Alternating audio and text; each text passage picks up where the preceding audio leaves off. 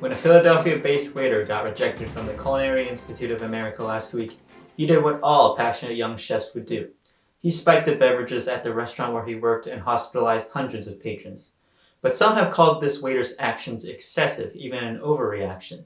To help us understand whether getting rejected from a prestigious culinary institution justifies an act of premeditated sabotage, we bring in Culinary School Admissions Officer Paul Peterson. Paul, what do you make of this waiter's reaction? Well, he clearly excels in using kitchen equipment to exact cruel revenge. So, unlike me, that's one skill he doesn't have to worry about picking up in college. I'll let that one slide. In a more general sense, why is it that chefs care so much about which culinary school they go to? The saying in the restaurant business goes, a happy chef wants only two things: satisfy customers and the insignia of a prestigious culinary school to show off on his chef set. Today's chefs are more inclined to embroider the name of their alma mater onto their hat and apron than say the name of their restaurant or their initials. And it's also popular to show off your diploma, correct? That's right. Some chefs have been known to tape their culinary school diploma over their restaurant's health inspection record. A popular chef got in trouble for doing this last week, as customers were completely unaware of his restaurant's 36 health and safety violations, which included washing produce in the toilet and raising live bison in the kitchen. The chef argued that by prominently displaying his fancy diploma, he adequately warned the customers of his arrogance and total incompetence. I think that begs the question, why are schools like the Culinary Institute of America so appealing? It's a common misconception that if you don't go to a top culinary school, you won't graduate with knowledge in certain cooking techniques, like how to broil chicken fajitas or saute summer squash. This is simply not true, not to mention that chicken fajitas are better pan-seared and summer squash is better steamed. Is there any truth in the assumption that graduates of top culinary arts programs go on to lead more successful lives as professional chefs? Of the 14 Michelin 3-star restaurants in the US, only one is run by a chef who went to the Culinary Institute of America. Some of the most creative and innovative chefs of our day got their start cooking out of, you guessed it, trash cans. They can make masterpieces from the moldy, spoiled, sour, rotten, rancid, putrid foods they found in alleyway dumpsters. Believe me, Jacques Blanc can do wonders with a chicken carcass and a half-used packet of barbecue sauce.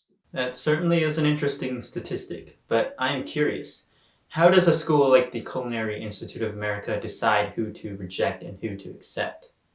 The applicants who are consistently accepted have one thing in common. They've started a food pantry or a soup kitchen that serves 7-course gourmet meals to homeless populations. The truth is that in most cases, applicants will give their leftover Chipotle to a homeless guy in the city one time and call it a food pantry.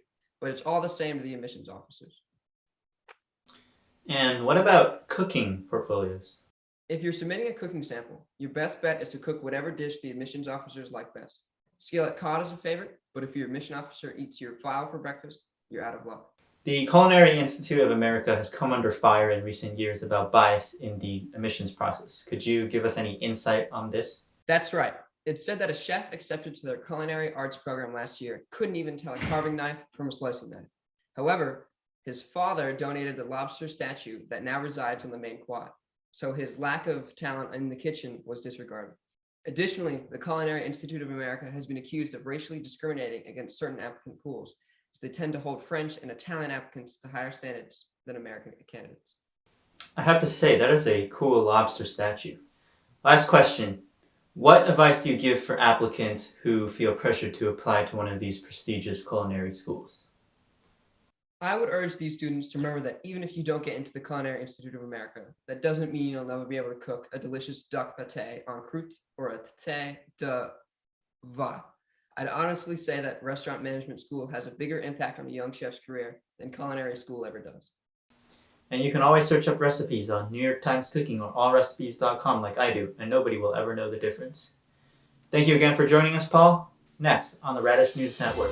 How long will it take President Biden to realize that Xi Jinping is a puppet leader controlled by Mongolia's economically savvy nomad population? That's coming up.